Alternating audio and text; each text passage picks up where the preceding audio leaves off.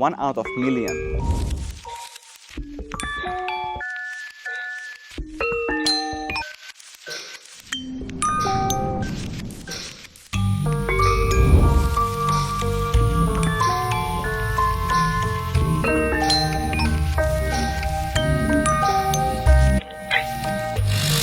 Hi guys, it's me, Dennis Richard, at the Very Venture China. Today, I'm so excited to introduce you one amazing company that you probably used a lot of their products already on everyday basis, but probably you never heard of this company.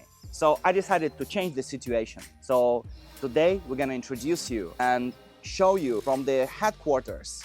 We talked with the CEO himself. We tried to understand his philosophy, the way of life and the way of thinking and decision making, and tried to learn his success story, his approaches to the business. Nevertheless, we've been to the headquarters, right? So we met with other people as well. But before we're gonna show you and proceed further to the interview, I would like to give you a short overview of the company itself. Gizwits is the world-leading Internet of Things development platform and cloud service provider. Actually, the company works with the world's largest international brands, such as Mercedes, Bosch, and Siemens. And of course, there are many more other international companies and brands they are working with. So just go to the website, take a look. So today I was able to visit their office as well as to talk to Jack in person. So he is the co-founder and the CEO of the company. But before we start, let us elaborate a little bit more on the activities of Gizwits, as the company offers works and different solutions in a variety of areas, such as hardware solutions, software development, consulting service, industrial design, packaging design, and even website design consulting, and many more. Gizwits solutions will suit manufacturing, developers, engineers, as well as ordinary people, as the Gizwits cloud allows you to connect not only complex production equipment into one network, but also helps you to set a smart home, as the company has created a 5G plus AIoT platform covering IoT, big data, and artificial intelligence, which can provide corresponding solutions for industrial internet, transportation, new energy, intelligent agriculture, logistics, transportation, smart home, and many other industries as well. The first measured success of Gizwits appeared back in 2016 when the company published its 4.0 version, in doing so becoming the first IoT platform that employs fog computing,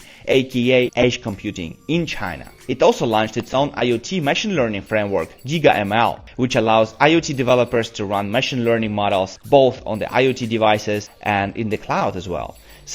But the company doesn't stop there, and every year they continue to improve the development of their technologies. Okay, hi man. Get started? Amazing. Okay. Thank you for inviting me here. Oh, okay, you're welcome. Great premises you have. Thank you, appreciate it. So, Jack, is it possible for you to describe what do you do? What is your business about in a couple of words? Okay, sure. Thanks, Dennis.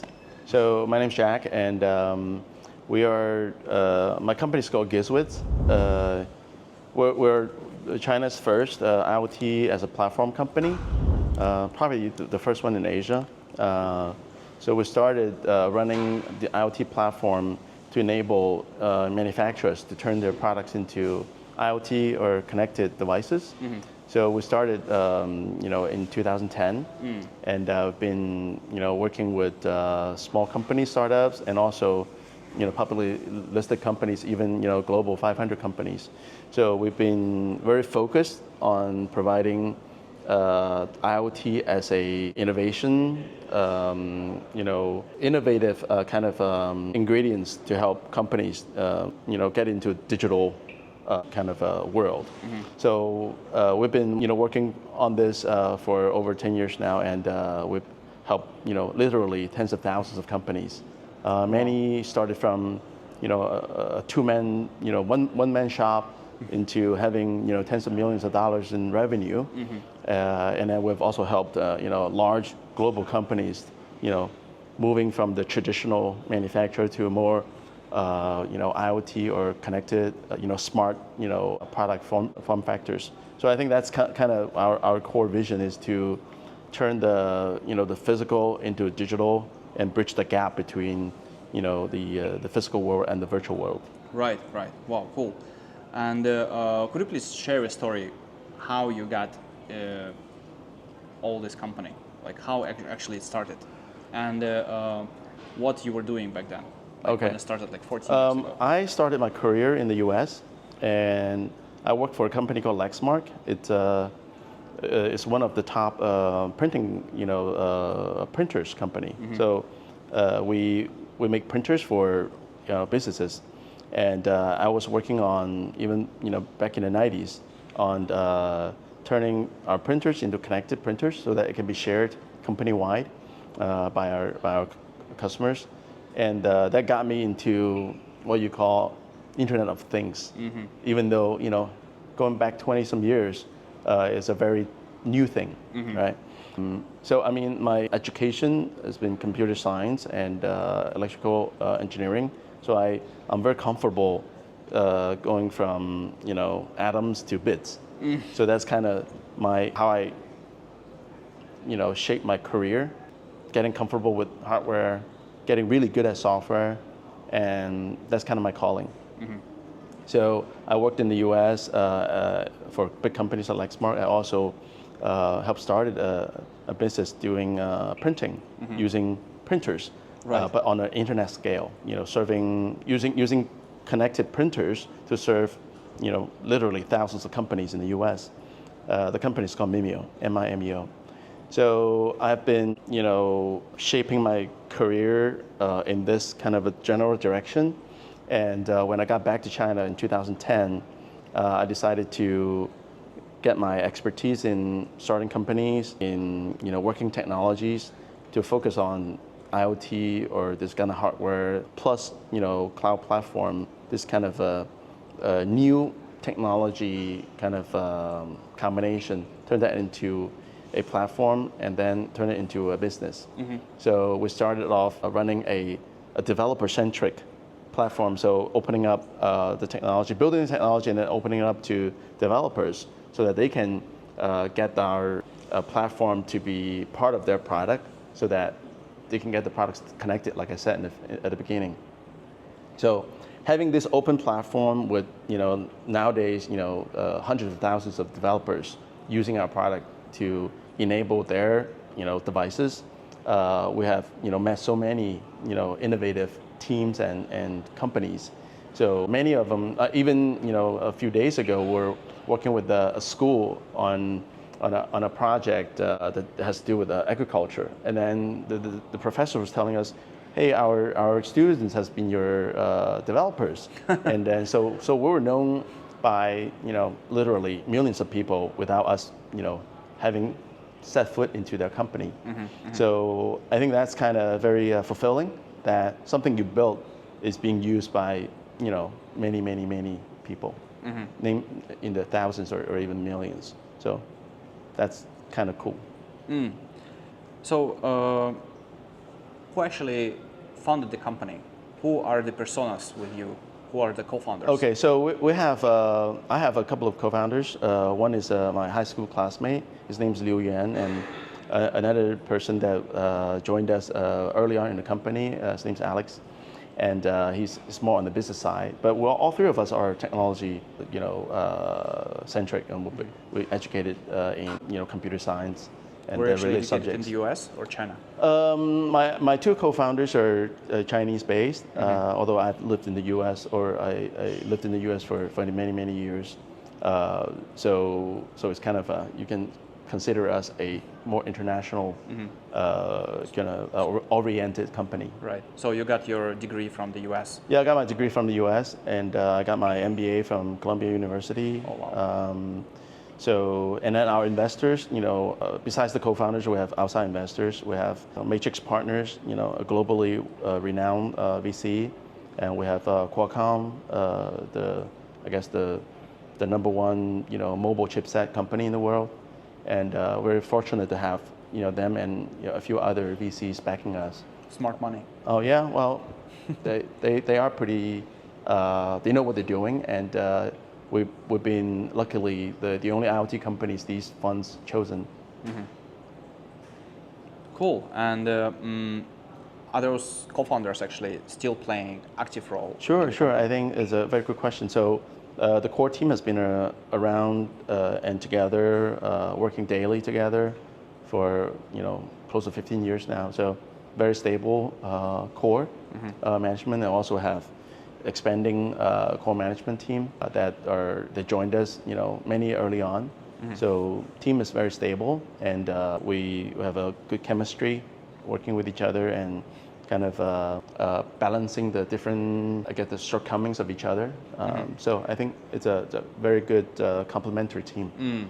Complementary team. Yeah. Cool. So how many people work at the moment in the company? And is it like the HQ and there are also other offices of the company, or all people are actually located here? Yeah, we have over 100 people, and we have a few subsidiaries that we invested in. So, but the core company right now is over 100 people. We are located in many locations. The headquarters in Guangzhou.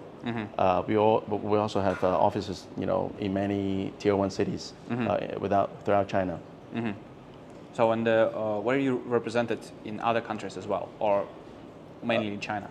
Right now, the team is in China, although our customers have been using our service outside of China very significantly.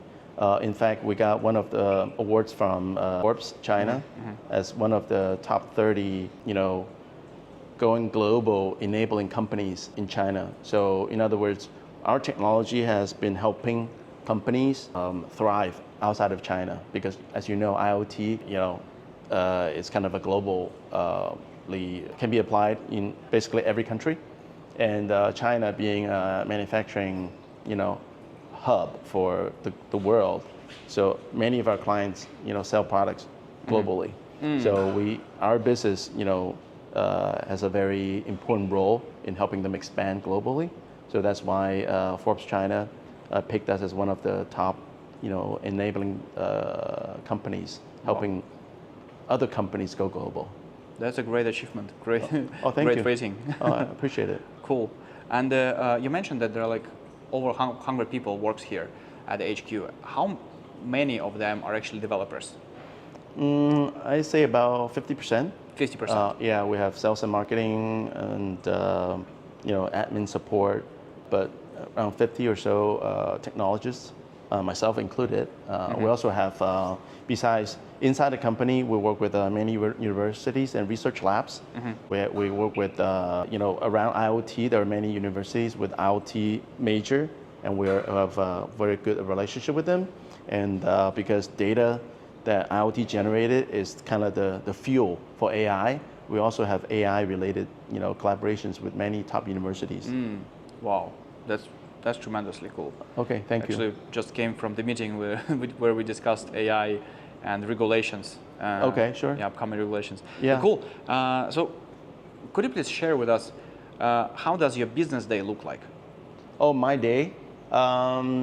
Because as a CEO of a company, you basically, most startups, right? They're constantly in chaos, right? There's always unexpected events. So as a CEO, I think number one role is to put out these kind of fires. I mean, I say it in a kind of a positive way, because a startup's role is to find its way. Find its way in terms of innovation, find its way in terms of commercialization, right? Monetization. So as a CEO, you're basically trying to take care of the unexpected.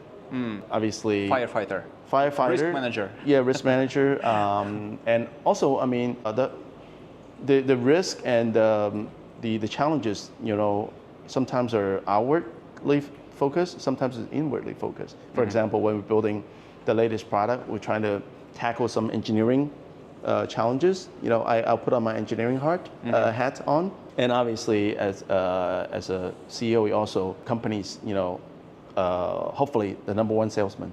So dealing with clients, also, my important role. So I say there's no typical day. You're always dealing with the constant changes, and hopefully within those changes, the company is getting better every day. So, I think it's do what is necessary. But obviously there's some, general rhythm to it, right? Because we have our quarterly, monthly, weekly routines in terms of management. So obviously there's a lot of management things I got to do. For sure. But the team has been very well developed in terms of dealing with the day-to-day stuff. So I don't have to be a day-to-day manager. I'm more looking at the innovative and also business challenges that when overcome become fuel for growth. Right. So that's kind of my role, is to help to grow the company, tackling important and also difficult issues. So you're you have everything in yourself. You're a business developer, you're a salesperson, you're a crisis manager. Well, I guess that's most CEOs, right? Especially when you were a founder CEO, right?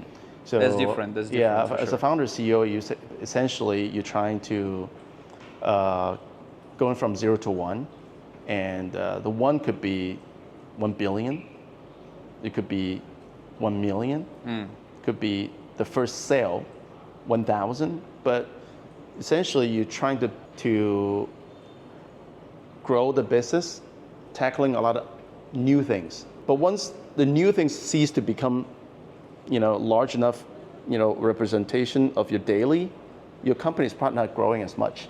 It got into the routine. I don't want my company to get into a routine. Right. So we're always creating innovation. Challenges, we're innovation. creating new business engagements, even new business models. So I think it's actually what's so charming about entrepreneurship, because you're always tackling new things. Your skills, your temperament even gets challenged, and hopefully for the better, personally and business-wise. How many people you have under your direct management? Within the core team that we have regular management meetings, we have less than 10. Less than 10. But I don't need to manage them per se. More talking about in each of their areas, like what are the challenges, like I said, that needs to be overcome, right? So you heard the word growth hacker, right? So essentially, we're trying to hack. Hacking, right? We're trying to hack a company or hack the business, processes, hack the marketing conditions. So basically, that's what I do.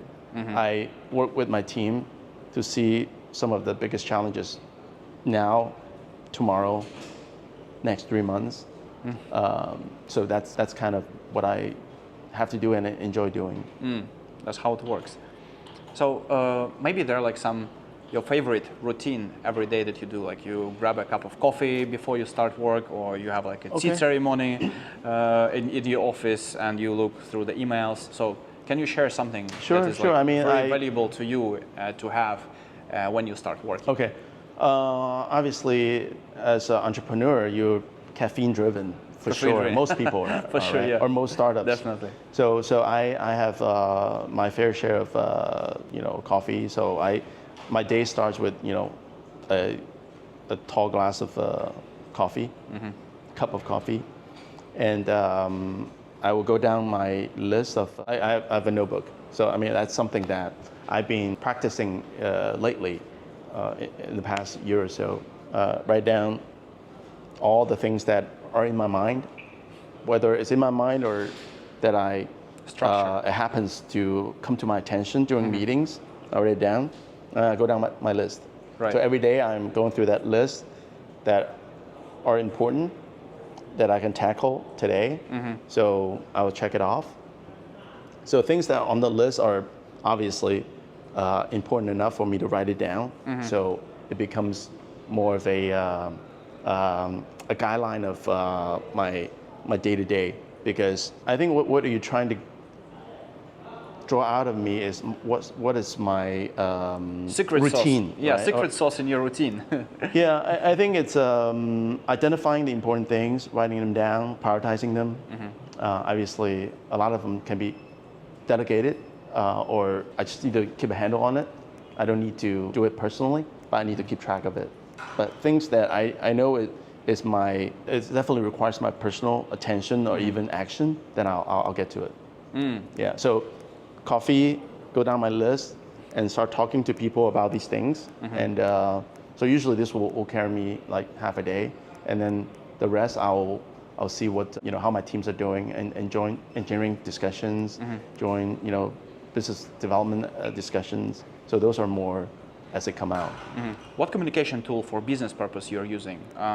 Because I'm definitely probably the WeChat, right, in China, maybe like Telegram, WhatsApp for communicating with your partners, email.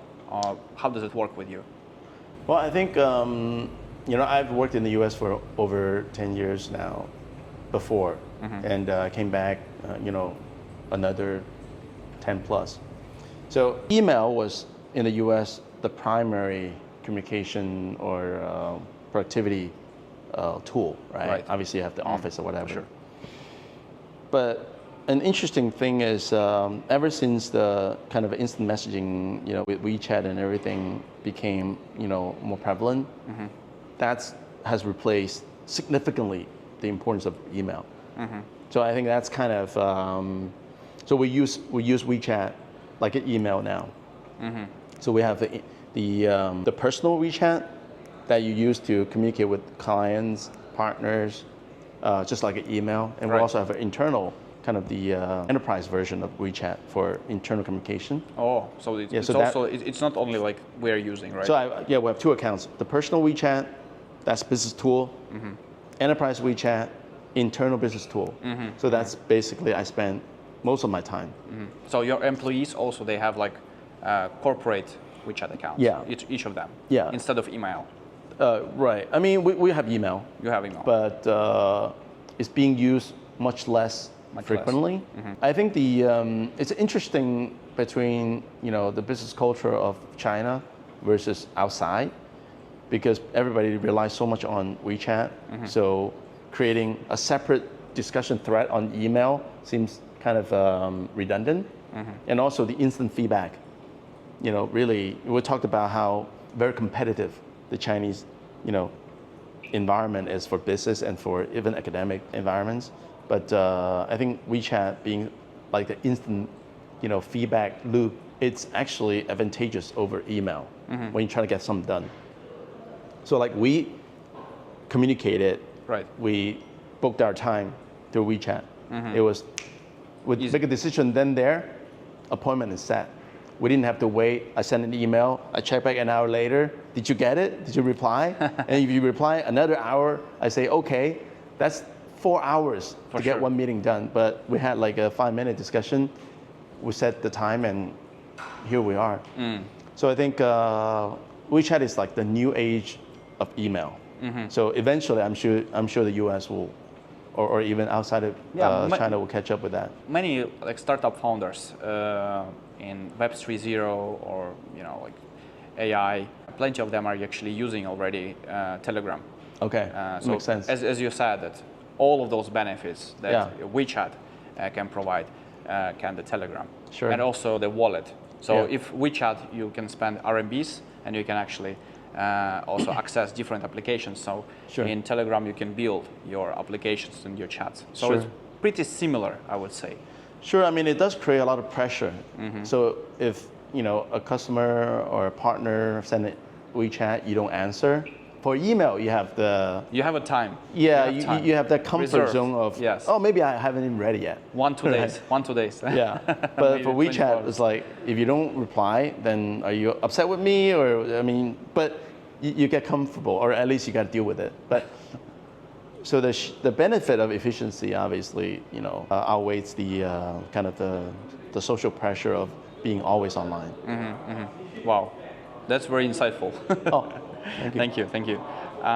So you have many awards and recognition that I could see also behind me and at the entrance, and it's very, very cool to see that. So you called top 50 most innovative companies in China back in 2015. Yeah. So how do you consider your place in 2023, almost 10 years later and now? Okay. Well, because we are a pretty well-known company within the IoT industry, and IoT itself has this kind of penetrating influence into different sectors.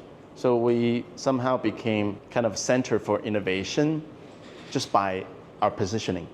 Obviously, we've been doing this, and keep our innovation pace for the last, 10, 15 years. So naturally, accolades will, build up. The team, does work really hard, myself as well. So I think that kind of explains with our awards being at the right place, also obviously putting a lot of effort in there. So, starting a company, when we first started, we thought, well, work hard for 5 years, at most 10, should get us to go public and, get large. So we've gotten large, but the runway or the actual journey, or even the kind of the technology trend of IoT has exceeded my expectation when I started this, because it doesn't go as like drastically pick up vertically as a lot of like the mobile businesses. Right. It's still a steep slope, but it's a little more gradual than, say, like the mobile internet. But it has a lot longer and so a much longer runway, because the IoT deals with hardware. Hardware by nature is slower. It's not like I invent an app and and the scale will be immediate. A month later, Yeah. 1 million users. Right. Another month later, 10 million users. IoT will never be like that, because hardware takes time to, like, from creation or from ideation to taking the product to market. That's a year at the shortest. Many take even longer. I mean, a car, obviously, several years, but most hardware products, it's counted by by years, not by years. Not by months. So we are growing with our customers. We are growing with, every year we got new customers. So this fast but steady growth is it's like a marathon, maybe like an ultra marathon. So get back to your question. So at 2015, when we, like 2 years after we started, we became well known as an innovative company, fast company, rated us as the top 50 most innovative in China. But today, I think we're still kind of near the forefront of technology innovation, because, like I said, you look at the U.S. public market, NVIDIA, the Magnificent Seven, AI concepts been driving the capital market. Another trend is you see the hardware company became in vogue again, right? Last year, we'll talk about the Mac 7 being the Mac 5. This year, Apple became, trendy again as an investor, as a investment. Tesla became, obviously very, very trendy now. So because everybody kind of get the sense that, okay, well, with the AI, software became easily became a commodity, because you can create software easily now. Right. But what's carrying The software becomes the new fighting ground. The data that came out of the hardware became the new oil. So we're exactly back at the center, because our connectivity enables tens of millions of devices. They're generating billions of messages every day. That's oil. And we have our, what you call the mode, because we have tens of thousands of customers, each churning out tens of thousands of devices every year. So that's kind of, and then we're helping them connect seamlessly from IoT to AI, because the data that came out of the devices, the data that came out of the mobile phone app that interact with these devices, they're all, sources for AI advancement. So I think we're been lucky that we've taken the benefit of IoT as a hot topic, and then I think we go right into AI as a new kind of technology movement. Wow. Yeah. So, what do you think about competitive landscape for the last 3 years? So, does the competition grow, or so? If yes, then by which regions of companies it's driving by? Okay. Well, IoT is I called it the ultra marathon, right?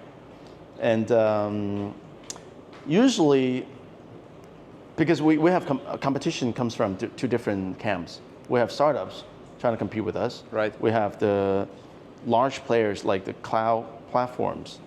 I mentioned Ali and Tencent, they're our customers, or we're their customers.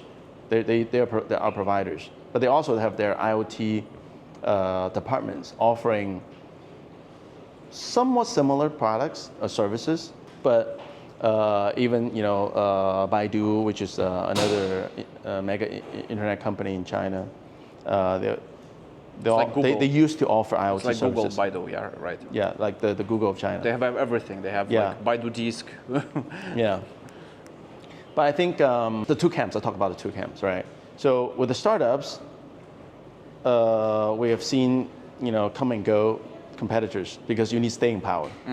You need funding.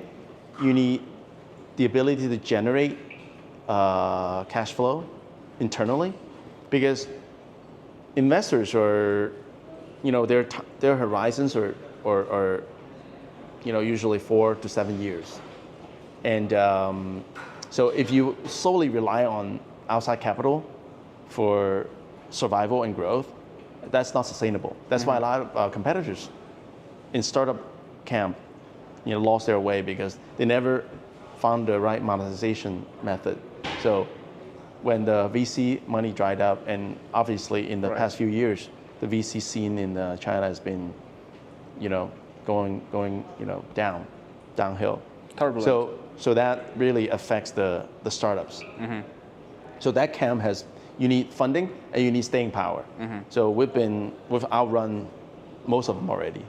And also the competition from large mega cloud companies, they see the importance of IoT. It's not as easy to monetize for their sheer size. It doesn't move the needle for them, because they can easily get e-commerce, gaming, and other sectors to drive their cloud server usage.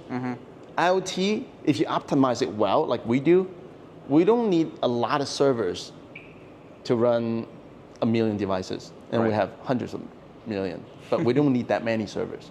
So it's not a big a revenue driver for Amazon, for Microsoft, for Ali or Tencent. So it's kind of a fringe business for them. So if it's 100% of my focus, and it's 1% of Ali or Amazon's focus, I think we're going to win more than we lose when we pitch to the same customer. So basically, to summarize, we have the startups. We already outrun them in terms of our ability to grow and our ability to generate revenue. For the big guys, we're just somehow in a fringe business for them to put a lot of their focuses and energy on. And as in any business, if you don't put resources and energy and the best, smartest people on it, you're not going to be competitive. So we're very competitive. So I think we're winning the race. Cool. And let's say if I might ask you, if one of these big guys come to you and will discuss with you exit strategy, will you agree on it? Or have you thought about, because this is your baby. This is your baby right now. Sure. So have you been thinking about exit strategy? Well, I mean, it probably occupies what is less the plan? than... What is the strategy for the future? You want to go public, or you want to merge with someone bigger? What is what is your vision for the future of company? Yeah, well, going public or at least, well, going public is probably the primary exit strategy at our size already. Obviously, the right merger comes along that can make this business better, we wouldn't rule it out, but I don't see it as a very attractive way to do this, to carry the company forward, because, like I said, the big players, they don't put enough resources and attention to it. So I think that our customers will not get well served by them. I think innovation. It will be just one piece. It will be out of the focus. Exactly. I think the innovation will be better as a independent IoT company. It's like from the book of Zappos, right? Zappos? delivering the best. Sure. Why actually they won the competition over other companies? Yeah, I've read that book. I've met the founder. Wow. In the That's US. cool. He's a smart guy. Yeah. I play poker with him. Very good poker player. Yeah, I still remember his story, how he, the road, when they lost everything, and actually after they sold some company, they decided to invest with his friends, and then he sold his final apartment to even more to boost to pay salaries to the employees. Sure, yeah. But sacrificed a lot. Yeah. And very smart guy. I mean, I had a very good impression of him. Right. So you work with numerous product types, from water heaters to smart locks, even sport treadmills. What was the core product type when the company was launched? We helped some of the mega home appliance companies launch their first connected air conditioning units, wine coolers. So things that are high energy usage works really well or benefits a lot from IoT. So we work with some of the largest, water heater, AV unit companies in the world. So IoT really contribute a lot to energy saving, the green economy. So that's one area of our strength, because we not only can help them with connectivity, also help them with the energy conservation algorithms. So, and I mentioned smart factories and smart farming. Those are becoming increasingly important to us because, like you said, Industrial 4.0 really relies on data, and we became kind of the data infrastructure for industries. So that's kind of also our expertise. So smart home, dealing with energy management, and also factories and farming, dealing with the operational efficiency of these kind of businesses. That's what we think about every day. And what is the biggest product segment for you right now? Basically still smart home, smart factory, and smart farming. So it was before and now still? At the beginning, we were primarily smart home focused. Smart home. Back in 5 years ago. Like Xiaomi in China? They Xiaomi, Xiaomi. We work with Xiaomi. We also work with many of the name brands. I mentioned Siemens, like A.O. Smith. There are many brands. Yeah. So products that work at consumers' homes. That was our main focus. But in the past 5 years, we've crossed over to industrial sectors. So what do you think about what are your 3 pillars of success for a company? 3 pillars.